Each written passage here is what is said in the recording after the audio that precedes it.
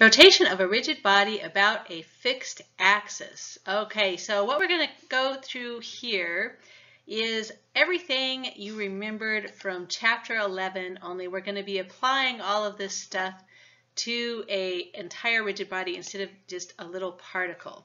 So try and remember all of the equations that you had back there for things like uniform rotation. So whether it's x equals x naught plus vt, or you're just looking at how that angle is changing, theta equals theta naught plus omega t, or if you can remember your constant acceleration problems, and remember those constant acceleration, whether it's looking at rotational motion and how the angle is changing, or just straight line motion, it's the same sort of thing. So instead of v equals v naught plus at, it's omega equals omega naught plus alpha t. So just replace all of the x's with thetas. So instead of dx dt, d theta dt. Instead of x equals x naught plus v naught t, we have theta equals theta naught plus omega t. So everything you did with x's and y's, just replace those with thetas, and it is the same thing. So if you ever see constant acceleration in a problem statement, pull these guys out, put these on your equation sheet, and then just go back and forth to which one is going to be most convenient. If you have velocity, acceleration, time, you're going to use this. If it's something with position, you're going to, and time, or maybe you have something where time is not part of it. If you don't have to calculate time, don't forget about this v squared equation over here. So put those in front of you for all of your problems. Okay, so here's an example problem. We have cable C has a constant acceleration of 9 inches per second. Okay, so it's being pulled to the right at positive 9 inches per second squared. And it also has an initial velocity of 12 inches per second squared. Okay, so if you know the velocity and acceleration out here, what is that going to translate to over here in terms of rotational motion? And then if you know what the inner pulley is doing, what's that going to translate to the outer pulley? And then what is that going to do for this weight going up and down? Okay, so from this initial acceleration and initial velocity of point C over here, we're going to find the number of revolutions of the pulley in 2 seconds. Number of revolutions, so that's 2 pi and 2 pi. You're looking at how the angle is changing in 2 seconds. The velocity and change in position of the load B after 2 seconds. So how far B is gone, and the acceleration of the point D, so D is right here, on the rim at t equals 0. What's the difference between D and C? Well, D is right here coming off of this rotational motion. So any kind of rotational motion, remember that acceleration is going to have 2 parts. It'll have the tangential piece of it and the normal piece that you have to add both of those together. Once it's over at C, then that's the only acceleration we need to worry about. Okay, so let's go ahead and walk through this thing. How are we going to solve it? So yeah, remember that we have tangential velocity, and then the accelerations can be normal and tangential. And if everything is not slipping, then C and D, this would be the tangential piece of the acceleration, and then for the velocity, you just add in those v squared r. Okay, and then we're also told that this is a constant acceleration. So anytime you see constant acceleration in a problem statement, you're going to pull out all of those constant acceleration equations, and we're given time, so we're going to use some of those equations that have time in them. So here's all of the constant acceleration equations that we're going to be using. Okay, so we're going to just look at what's happening initially, what's happening in 2 seconds, and walk through both the tangential piece of it and the normal pieces of it. Okay, so here we go. Let's walk through this thing. So initial velocity, 12 inches per second. V is equal to r omega, so now we have our rotational velocity, okay? So D has the same velocity as C, and V equals r omega, so there's r omega, 4 radians per second. So just remember V equals r omega. Next up, acceleration. So this is going to be the tangential piece of the acceleration, that 9 inches per second squared. That translates to r alpha. So now we can get the angular acceleration from our tangential. So we've got our angular velocity, radians per second, and angular acceleration, radians per second squared. Next up, let's go ahead and plug these into our constant acceleration equation. So omega equals omega naught plus alpha t. This is like v equals v naught plus at, only it's the angular version of it, right? So we have our velocity that we calculated here, 4 radians per second. We have our angular acceleration, 3 radians per second squared, and we're trying to figure out what's happening at 2 seconds. So there's our velocity after 2 seconds. We can also look at how many angles, how many radians we have gone around in the same 2 seconds. So again, there's our initial v naught t, only it's omega naught t, 1/2 alpha t squared. Okay, so you just plug in that 2 seconds, and there we go. That's how many radians that you've rotated after 2 seconds. 14 radians, 1 radian for 2 pi. So there's how many revolutions. It's gone around 2.23 revolutions.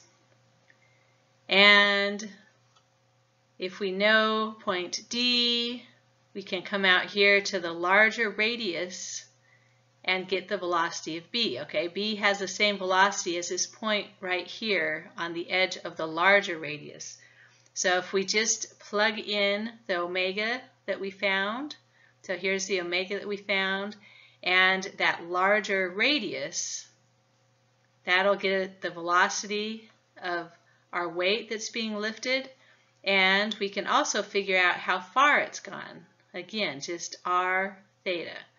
And we're using that larger radius on there. So not too bad, right? You're just using v equals r omega, alpha equals r, a equals r alpha, and the constant acceleration equations. Okay, what's the initial tangential normal acceleration of the component at D? And again, this is coming off of that rotational motion, and so we still have both the tangential and the normal components of that acceleration. So the tangential piece, that's what we are given for point C. That's the 9 inches per second squared.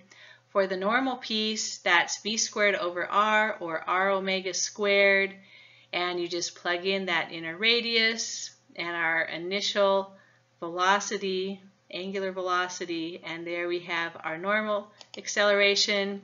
Add these two together, and you get the total acceleration. Okay, so you have 9 inches per second squared, 48 inches per second squared. This normal piece, it's usually larger than the tangential piece. Just that omega squared usually bumps this thing up. So here's the direction and magnitude of the overall acceleration. And you can just do kind of an a squared plus b squared equals c squared sort of a deal. And there you have it. And don't forget to report the angle as well. Okay, just a quick reflection and thinking.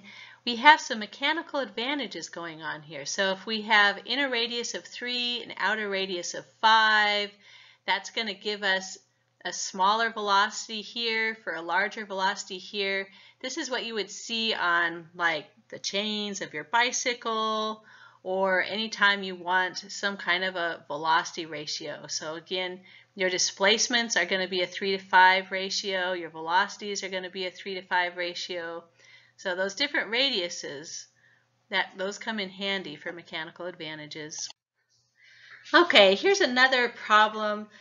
For some reason, everyone seems to have more trouble with rotational motion and rotational acceleration. So there's quite a few examples in the book and problems to try and really get used to this. So let's just go through another one real quick. So we have a series of small machine components being moved by a conveyor belt, pass over a 6-inch radius idler pulley. At the instant shown, the velocity of point A, so point A is 15 inches per second to the left, and its acceleration is 9 inches per second to the right. Okay, so this is traveling to the left, but it is slowing down. The angular velocity and angular acceleration of the idler pulley and the total acceleration and machine components at B are what we're going to find here. Okay, so we're going from translational motion to, as soon as it hits B, then we have rotational motion with tangential and normal components acting on it. Okay, so we have a velocity to the left and we have acceleration to the right. So it's traveling to the left, but it is slowing down is what's happening here. We're just going to be using V equals R omega and A equals R alpha to go between velocity and angular velocity, acceleration, angular acceleration. So here we go. We're going to just use linear velocity and just use that radius. So not too bad. And then remember, when we get to the acceleration, we're going to have two components. So we're going to have to figure out what the tangential piece is doing. That's change in magnitude of the velocity and the change in direction. So when it gets up to B, there's a direction change here. And that's where that V squared over R is coming into play. Add those two together. So here we go. Let's go through the angular velocity from the linear velocity. So linear velocity is 15 inches per second. Angular velocity needs to be radians per second instead of inches per second. V equals R omega. 15 equals 6 times omega. Make sure you have the same units here, inches and inches, so you get an omega of 2.5 radians per second. How about angular versus linear accelerations? The acceleration that we're talking about here, that was the tangential piece of it. So the 9 inches per second squared, that's how much that velocity is changing, the tangential piece, and that will give us our angular acceleration, 1.5 radians per second squared, and that would be in the clockwise or negative direction. The normal acceleration we can get from R omega. So R omega squared, just plug in what omega is, and there's the normal component. And of course, we are going to have to add both of these together. So we're going to have the tangential piece and the normal piece and get both of those together. So here's the total piece. We have 9 to the right, 37.5 down, and putting those together, A squared plus B squared equals C squared. So we have 38.6 inches per second squared. And opposite over adjacent, there's our tangent of 76.5 degrees. Instead of just cranking these through, it really is a good idea to draw out all of your vectors for these equations.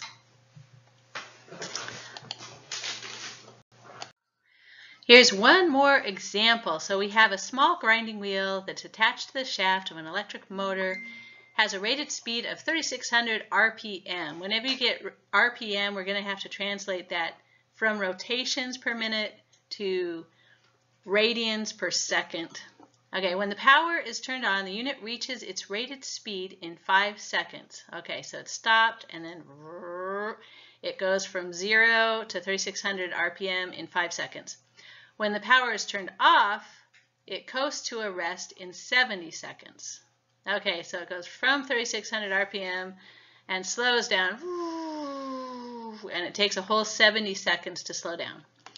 Assuming uniformly accelerated motion, determine the number of revolutions that the motor executes in reaching its rated speed and in coasting to a rest. Okay, so we are going to assume uniformly accelerated. This means constant acceleration. So we're going to just get out our constant acceleration equations again and crank through, making sure we have all the right units for everything. So remember, those constant acceleration, that's not revolutions, those are radians that we have to switch everything over into. Okay, so uniformly accelerated, constant acceleration. So here we have our constant acceleration equations. It's a good thing to graph these things out. So if we look at angular velocity versus time, so instead of velocity versus time, it's angular velocity versus time, we're going up to 3,600 RPMs, okay? So this is from 0 to 3,600 RPMs, and it's going to happen in 5 seconds, and it's going to be linear constant acceleration, right? This is like y equals mx plus b. This is a linear line. That's what constant acceleration is. It's the slope. Acceleration is the slope on your velocity versus time graph. Okay, and then we're going to turn it off, and it's going to go from 3,600 RPMs to 0 in 70 seconds. Again, uniformly accelerated, so we have a linear line, and the slope of this curve is going to be your angular acceleration. And we want to figure out how many radians happen, how many revolutions happen in this time period. Okay, so let's look at the startup first, this first 5 seconds. Here we're going at angle of 0 and velocity of 0. That's our starting point. And at 5 seconds, we have 3,600 RPMs, and that is going to translate into 120 pi radians per second.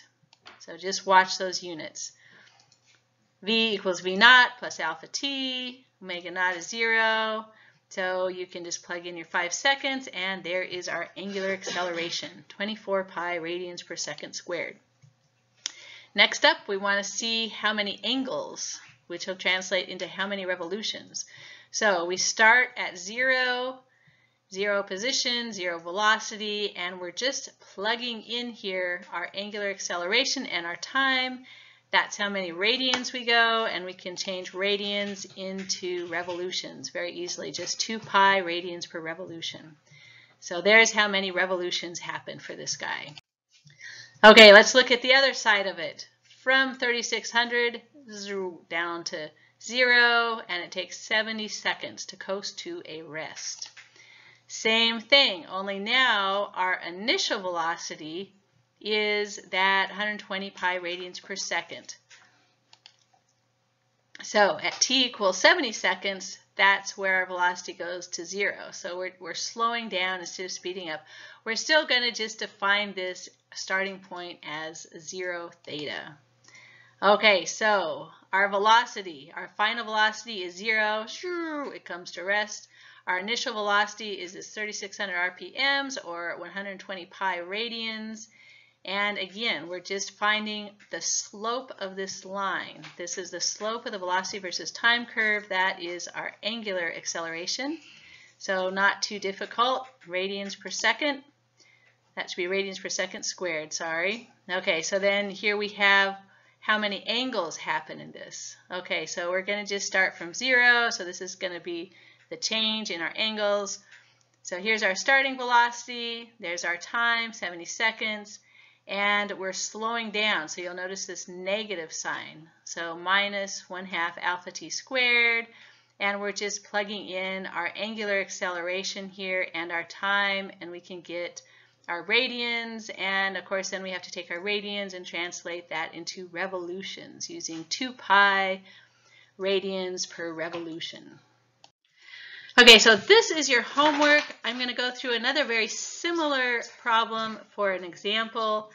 So we have some kind of a bent rod. It rotates about a line joining points A and E. So it's sort of a strange rotation axis. Knowing that the rotation is clockwise as viewed from E, find the velocity and acceleration of the corner C. So we have a strange axis of rotation, and we want to figure out the velocity of some corner of this. So that's your homework. Here's another similar problem that is the example. So we're going to find the velocity and acceleration of corner B instead of corner C, but same deal. Okay, so from our previous problem, we're going to determine the velocity and acceleration of this corner over here, corner B. And we're going to start out with an angular velocity of 9 radians per second that increases at a rate of 45 radians per second squared. Okay, so this is kind of the tangential piece of your acceleration. We also have, this will turn into a velocity, so we can get a v squared over r. So this is going to be just a big cross product and trying to break everything into ijk components, and remembering that v is equal to omega cross r, and alpha a is alpha cross r, and omega cross r. So here we go. Here's the axis of rotation, and we're trying to take a little 2D slice from this, and we're going to have to find the position vector between the axis of rotation and B, and this is a perpendicular thing, so it's going to be just a bunch of cross products over here. So here we go. We're rotating it, and if you look from E up to A at the bottom of it, it looks like you're going clockwise. So clockwise is viewed from E, and this blue line, this is the axis of rotation over here. So 9 radians per second and angular acceleration of 45 radians per second squared. And then if you look straight at this rotation that B is going around, we're going to have to figure out what the normal and tangential pieces of this are, add those together, and keep track of the positions of each of those vectors so that we can get the magnitudes and the orientation of everything. So velocity at point B and acceleration at point B. So here we go. Do you remember how to use unit vectors to break vectors into their I, J, K components? So if we are wrapping around clockwise, we're going from E to A. We need to figure out the I, J, K components of our angular velocity and acceleration. And the direction of these vectors is it's describing the axis of rotation. And because it's clockwise, use your right hand rule. So that means we're going from E to A. So in the I direction, we're going back 400 millimeters. There's that negative 0.4. And then we're going to walk up the wall, 25 plus 150. So that's our plus 4J. And then we're going to walk forward in the K direction, this 200 millimeters. So we're just going from E to A. And to get the unit vector, you just take all of these dx, dy, dz lengths, and it's a fraction. How much of that is in the I direction? How much of the total length, see there's the total length is in the j direction, and how much of the total length is in the k direction. Okay, so here is our unit vector, and we can use that unit vector to break our velocity and acceleration into their I, J, K components. So instead of just 9 radians per second, when you multiply that by the unit vector, we now have that velocity broke into its I, J, K components. Okay, so here is from B to A, and for the vector, so the point of this, remember, velocity is equal to omega cross r. So we need the ijk components for our omega, and we also need ijk components for r. That position vector can go from anywhere along that rotational axis. So you can go from A to B or E to B, or since we know the coordinates of A and E, those are the easiest. So the easiest point is just to go straight from A to B. So you go from the axis of rotation to the point that you're interested in finding the velocity of. So we're just going straight down in the j direction for our position vector that we're going to plug into that cross product. Okay, so here is our velocity. Velocity is omega cross r. We're putting omega at the top. This is what we've chunked that omega into ijk components using the unit vector. And our position vector, again, we could have come from any point along that axis of rotation, but since we know the coordinates of A, that's a nice, easy, straight shot. So do you remember how to do cross products? So here's the I, there's the J, there's the K. So you're going to look at that in the ijk. J ends up being 0, 0, and you end up with K and I. So there's the velocity. And you can get the magnitude and direction of that. Once you have the velocity, the next step is your acceleration. This is how you would do that in Mathematica, by the way. So if you want to try out some math software, that's how you do cross products over there. Okay, next up, acceleration. Acceleration has two pieces to it. So the tangential piece is alpha cross r, and here's the normal piece of it. So here's the omega squared r, only we have to walk through that entire cross product. And remember that last omega r, that's our velocity. So our velocity, we already have that in our IK components. So keep that out. So we're going to split our angular acceleration into its IJK components using that same unit vector. The acceleration is around the same axis that our velocity is around. So there's the IJK components for our acceleration. And once we have that, we can then split it into the cross product. So alpha cross r, here's our alpha that we've split into the IJK components. So here's our alpha. And here's the radius. Again, we're just coming from the axis of rotation to B, and the easiest place to do that is just A straight down. So there's R. And then here's the omega cross R, or omega cross velocity. So omega, here's our omega, and we had gotten that into IJK components too using that same unit vector.